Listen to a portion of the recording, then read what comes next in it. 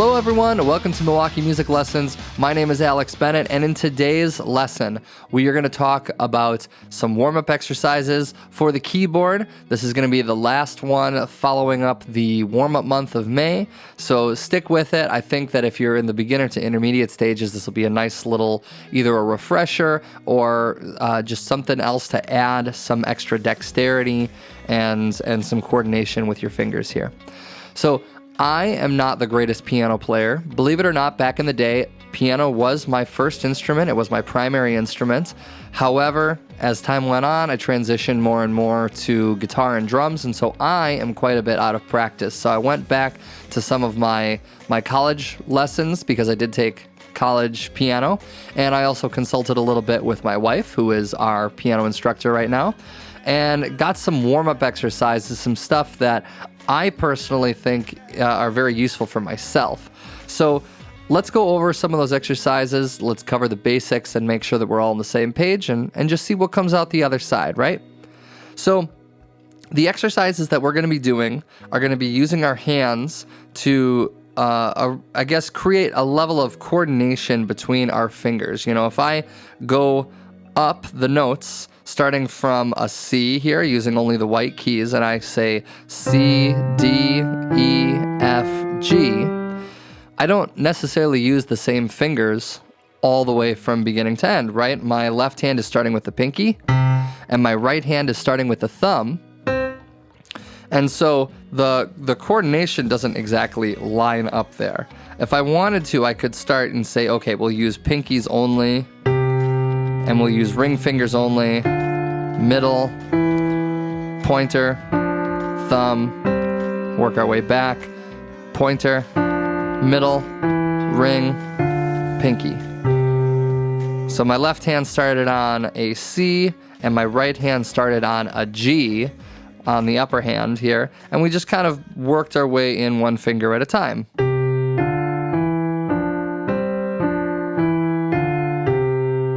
And then in that case, we're using the same fingers for both hands, right? But what we want to do is we want to create more of a unison effect. We want, or an octave effect, where our left hand and right hand are basically playing the same notes, just one octave apart.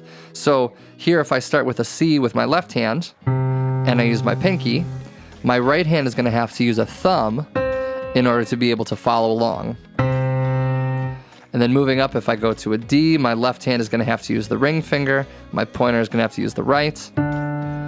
Middle for both of us here on the E note. My left hand for the F will have to do a pointer, and my right hand the ring. And then my to play the G, we're going to have to use the left hand thumb and the right hand pinky. And so to begin with, we want to just go from beginning to end, C, D, E, F, G, and then back down G, F, E, D, C.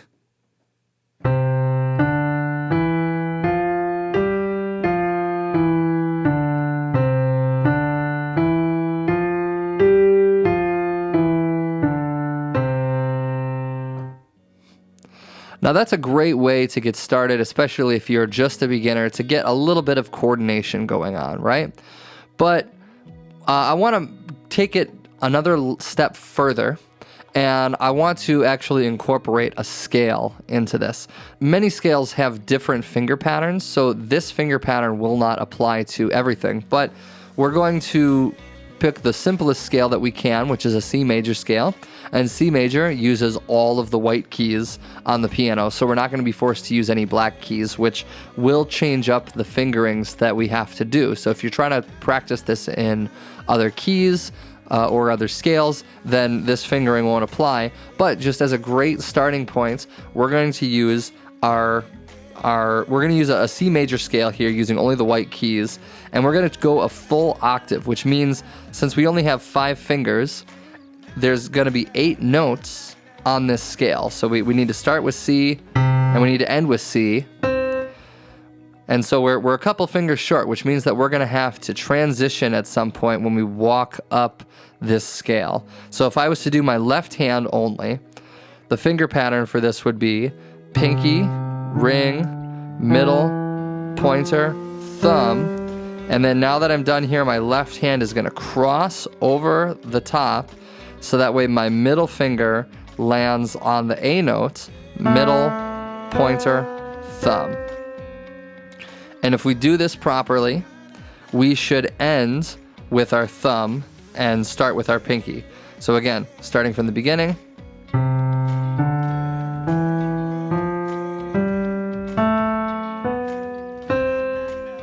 And then we need to make our way backwards. So here, when we go backwards, we start with the C, our middle C here, pointer, middle, and now our thumb is going to scoot underneath, like a very fancy bowler here, and then pointer, middle, ring, pinky. So again, starting just exactly where ending exactly where we began here. All right, now if I switch over to the right hand, we find a similar method, a similar technique, starting with the thumb on middle C, working our way up to pointer finger, middle finger. But now here we're going to kind of abandon early, and we're gonna bring our thumb underneath, just like we did when we were going backwards with our left hand. We're gonna bring our thumb underneath to the F note, pointer, middle, ring, pinky, ending on this C, an octave above middle C here. And now again, when we work our way backwards, we're gonna start with pinky, ring, middle, pointer, thumb. And now our middle finger is going to go over the top, cross over the top of our thumb to the E, and then pointer, thumb, ending exactly where we started again with that middle C note. Now, each of these independently are very good for both hands, but where things start to get a little bit tricky is when we try to do both hands at the same time. Because if you noticed, if you were counting, the crossover points where our thumb and our middle fingers kind of transition here are not at the same spot. So we're gonna have to do two different transitions at two different points. So we start here with both of our hands going, we walk up C, D, E, and then my right hand is now gonna have to be the one to transition over first. And now that we get to this A note, now my left hand is gonna be the one to have to transition over. Working our way backwards, it's the same thing but in reverse. And now that I'm at this G, my left hand is gonna have to tuck underneath the thumb to get to that G. Now we're gonna have to use our middle finger to cross over on the right hand, and ending exactly where we began here. So everything all together should sound something like this.